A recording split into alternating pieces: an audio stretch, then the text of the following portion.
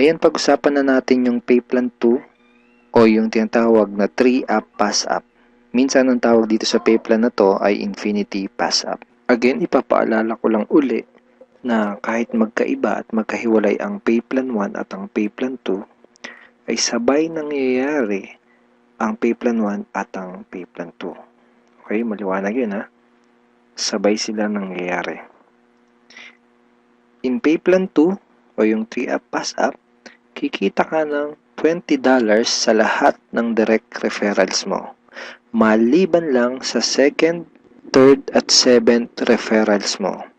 Bakit? Dahil ang second, third at seventh direct referrals mo ay maipapasa pataas sa taong direktang nag-refer sa iyo sa SWA. Okay, maipapasa sila doon sa direct sponsor mo. Sa madaling salita, you will earn $20 from your first, fourth, fifth, sixth, and 8th up to infinity. Next, you can earn unlimited $20 every day. Again, wala ding flash out, no flash out, and no maximum income dito sa pay plan 2. Let's say may 8 kang naging direct referrals. Tulad ng sabi ko, sa kanilang lahat ay may commissions ka na tag to $20. Maliban lang sa second, third at seventh referrals mo. Dahil ang second, third at seventh referrals mo ay maipapasa sa iyong sponsor. Sponsor mo ang kikita ng tag to $20 dito sa second, third at seventh mo. Okay? Kaya tinawag na 3-up pass-up. Okay, malamang ito ang iniisip mo ngayon. Teka, ba't ganon? Ikaw yung nagpakahirap at ikaw yung nag-effort, bakit iba yung kumita or nakinabang? Huwag kang mag-alala. Yung pay plan 2 is actually a very powerful compensation plan na malaki ang pwede maging advantage para sa'yo. So, explain ko kung paano yun. Dahil lahat ng direct referrals mo ay gagawin din ng negosyo, lahat sila ay magkakaroon din ng mga referrals. Tama? At dahil ikaw ang kanilang sponsor, sila naman ang magpapasa ng kanilang second, third at seventh referrals sa iyo. Okay? For example, itong si Mark. Kanyang second, third at seventh referrals ay maipapasa niya sa iyo. Ikaw ang kikita ng tagto $20 sa second, third at seventh referrals ni Mark. Okay? Ganon din kay Toby. Yung second, third at seventh referrals ni Toby ay maipapasa rin sa iyo. Ikaw din ang kikita ng tagto $20 sa second, third at seventh referrals ni Toby. So, ganon din ang mangyayari kay Fred, kay Dayan, etc. Kikita ka ng tagto $20 sa mga second, third at seventh referrals ng mga direct referrals mo. Pati itong mga naipass up sa'yo, kung mapapansin mo parang naging considered as direct referrals mo na rin sila dito sa pay plan 2. So, pati ang mga yan ay magpapasa ng kanilang second, third at seventh referrals nila sa'yo. Darating yung time na araw-araw ka nang tatanggap ng mga tag to $20 sa email mo. Doon sa mga $20 na commissions mo, ganito yung email na matatanggap mo from SWA. Okay, see the $20. Just imagine kung gaano kaganda ang gising mo kung sa tuwing umaga at pagbangon mo sa kama at pag-check mo sa computer mo para i-check ang email mo ay hindi mga Facebook notifications ang matatanggap mo, kundi puros $20 in commissions tulad ng mga to. Okay? Sarap ng gising, di ba? So, okay, yan yung mga yan. Parang ganyan yung matatanggap mo. Now, let's try to compute the potential income for this pay plan. Sigurado na may excite ka dito sa mga susunod na ipapakita ko sa'yo. Assuming na mayroon ka lang 3 direct referrals who will pass up their second, third, and seventh referrals to you. Okay? So, 3 na magpapasa ng kanilang 2nd, 3rd, and 7th.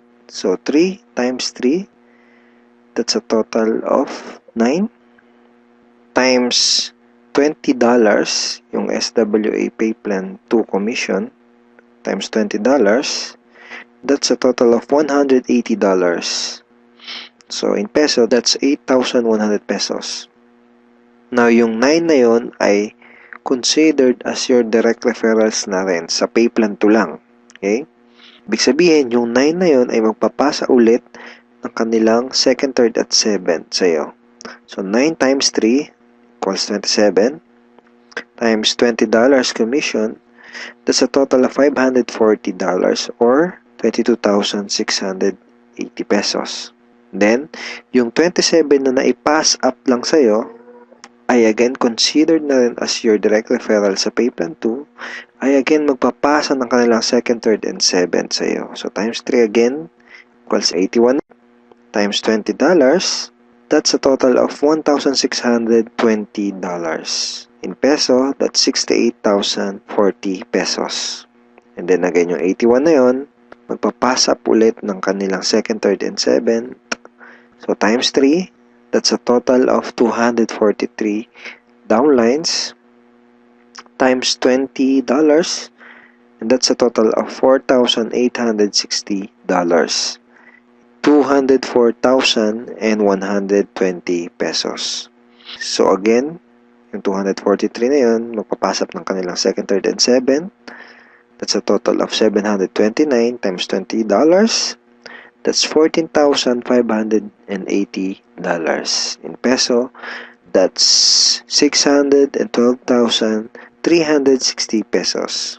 And then yung 729 na yun, magpapass up ulit ng tagtatatlo, yung kanilang 2nd, 3rd, and 7th. So, times 3, that's a total passed up of 2,187 downlines. So, times $20, that's a total of $43,740. And in peso, that's 1,837,080 pesos. Grand total commissions is $65,520 or 2,751,840 pesos. And that's potential income just for Pay Plan 2. And hindi pa dito nagtatapos yung pwede mong kitain, pero pwedeng mas malaki pa ang iyong kitain kung ituloy-tuloy mo gawin yung iyong SWA business. So I hope na-excite ka dito sa pwede mong kitain dito sa opportunity na to. Okay, so FAQs muna tayo. Yung 2nd, 3rd, at 7th referrals ko ba na naipass up ay mawawala sa matrix ko? And the answer is no.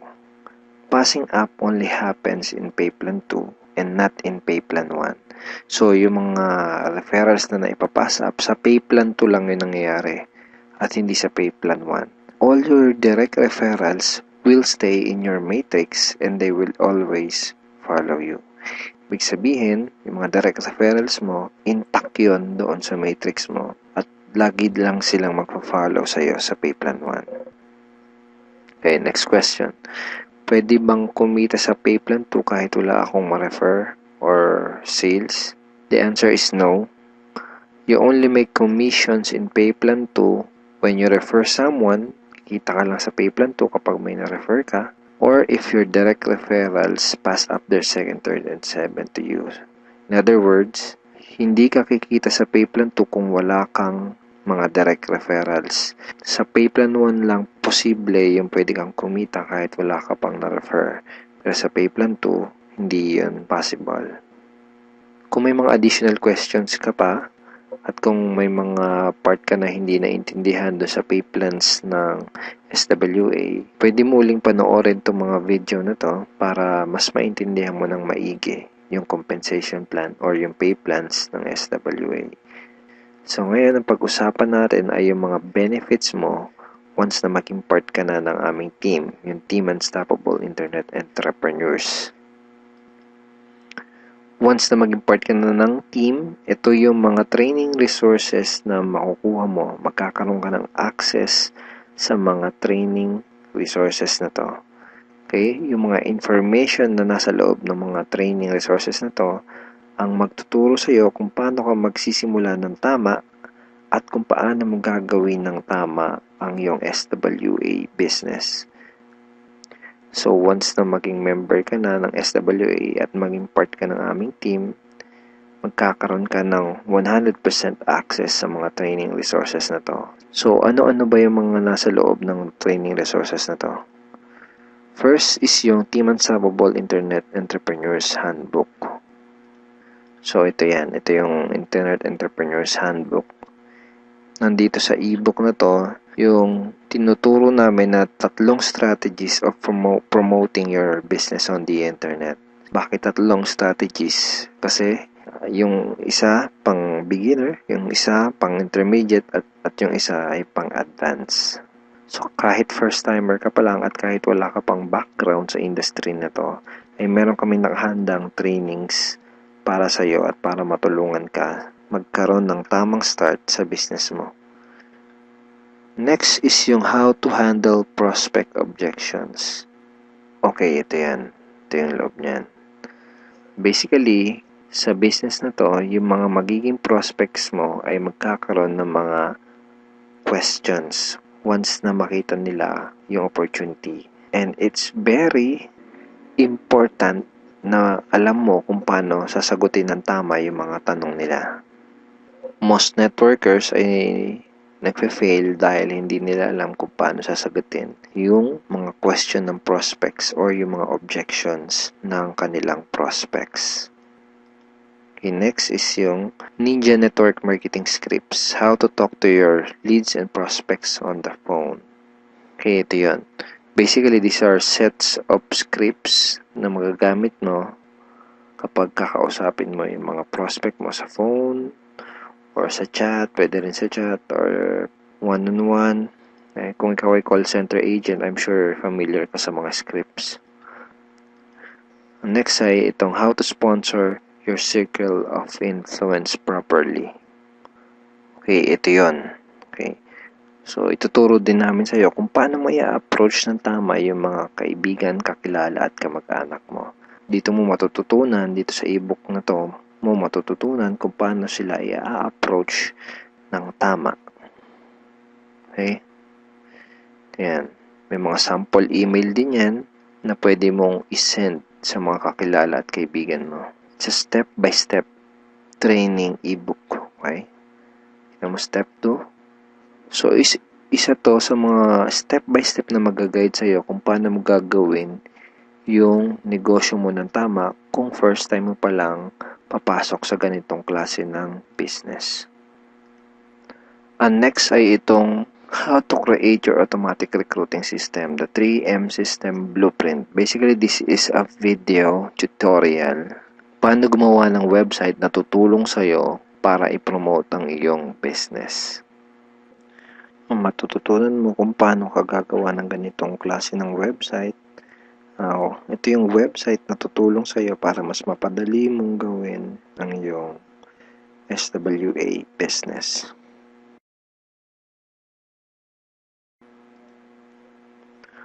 Okay, thank you for watching these videos, and we are looking forward in guiding you and helping you achieve good results and achieve your goals in this online business opportunity. Have a great day and God bless.